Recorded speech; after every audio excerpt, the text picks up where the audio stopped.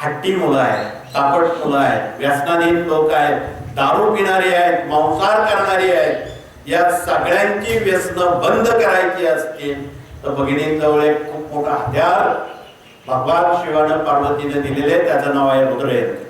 आणि उद्या आपण 11 तारखेला त्याचं पूजन करणार आहोत जेजुरीला.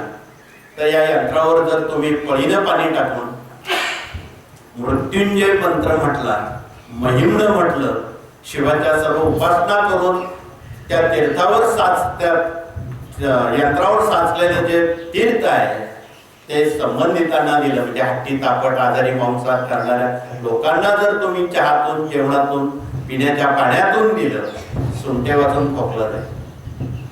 काही कुठे चर्चा न करता बिना चर्चेनं ते तीर्थ त्यांना द्या. चर्चा न करता, चर्चा केली तर ते तीर्थ घेणार नाहीत ते लोक. व्यसन काही इतकं सोपं नाही सोडायला. सहज करतात की मेडिकलची गोळी आणली आणि व्यसन सुटलं असं नाही.